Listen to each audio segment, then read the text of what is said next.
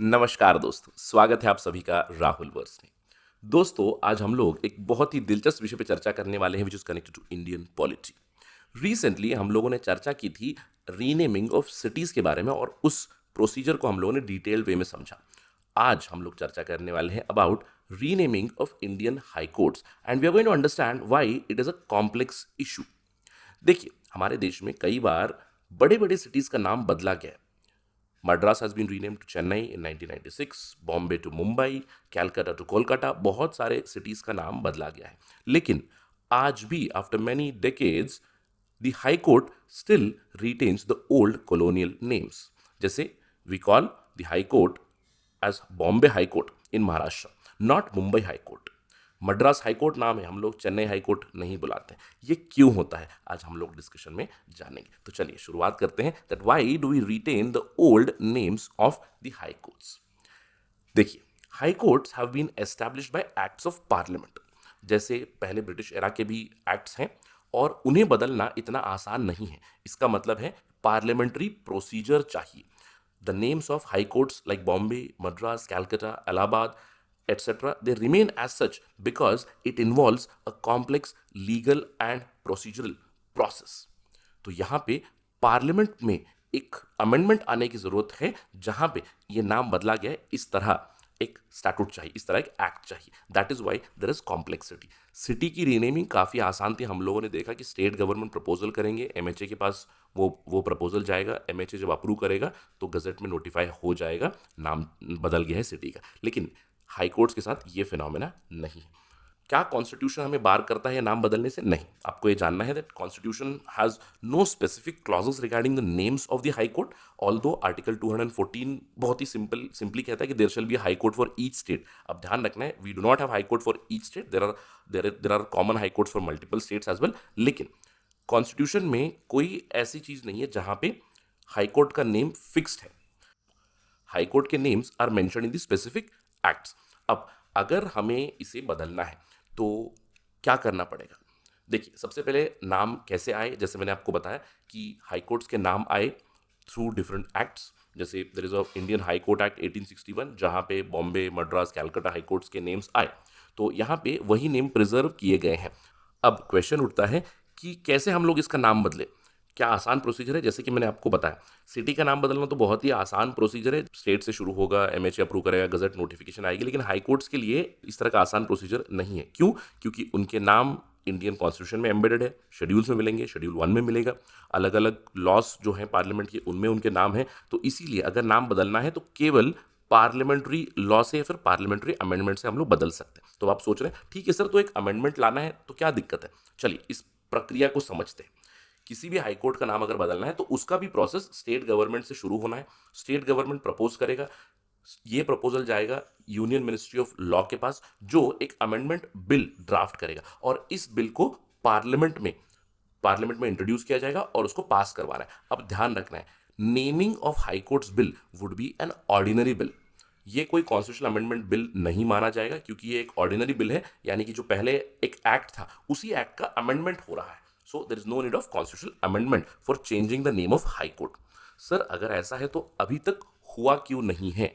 क्या कोई अटेम्प्ट किया गया है जो पुराने हाई कोर्ट के नेम से उन्हें चेंज करने का? बिल्कुल। देखिए, बॉम्बे हाई कोर्ट का नाम मुंबई हाई कोर्ट बदला जाए, इस तरह का प्रपोजल जरूर हुआ महाराष्ट्र सरकार द्वारा 2016 में। यह रिक्वेस्ट गई केंद्र सरकार को।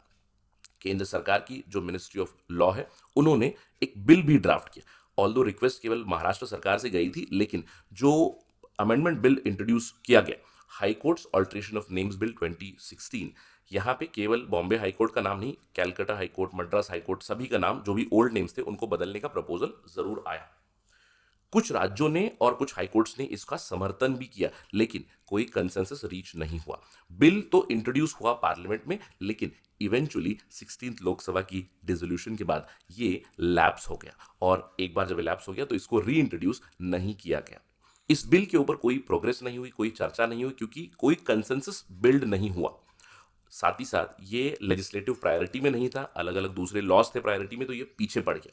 इसके अलावा एक और रीजन भी बताया गया कि there could be possible confusion over jurisdictional implications. और अलग अलग बार एसोसिएशन की, जैसे कि मद्रास बार एसोसिएशन ने इस बिल के खिलाफ आपत्ति भी जताई, citing heritage and legacy reasons. इसके अलावा काफी जुडिशियल कंफ्यूजन भी हुआ।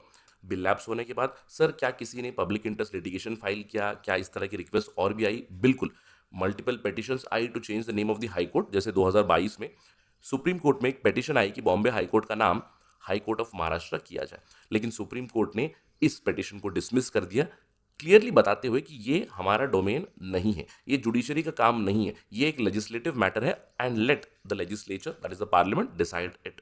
इसके अलावा Bombay lawyers association, Madras bar association ने आपत्ति जताई है टू चेंज द नेम्स। वो आर्ग्यू करते हैं कि जो पुराने नाम है जैसे Bombay high court, Madras high court, Calcutta high court, they carry historical continuity. वो कहते हैं कि the changing of these names may cause confusion in legal documentation and also in citations. तो आज तक पुराने हाईकोर्ट के नेम्स बदले क्यों नहीं गए हैं? कुछ इंपॉर्टेंट रीजन है। सबसे पहला रीजन तो मैंने आपको बताया कि स्टैट्यूटरी ओरिजिन है। इसका मतलब क्या है? पार्लियामेंट्री अमेंडमेंट चाहिए। इस तरह का अभी तक कोई अमेंडमेंट नहीं हुआ है। साथ ही साथ बिल तो इंट्रोड्यूस हुआ था लेकिन कोई कंसेंसस अचीव नहीं किया गया। अलग अलग राज्य सरकारों की अलग अलग व्यू पॉइंट है, अलग हाईकोर्ट्स के अलग व्यू पॉइंट्स हैं, बार एसोसिएशन की अलग व्यू पॉइंट भी है।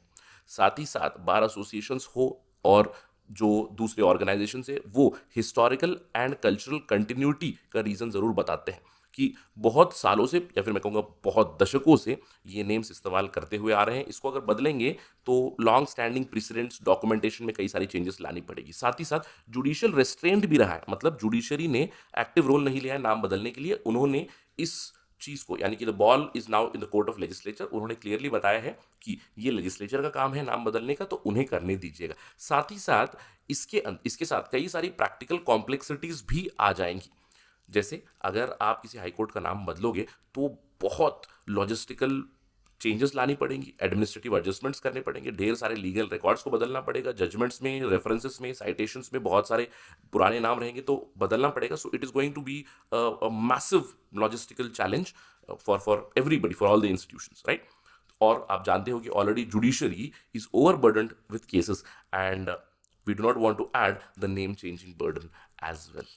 दैट इज वाई अभी तक हाई कोर्ट्स के नाम बदले नहीं गए हैं।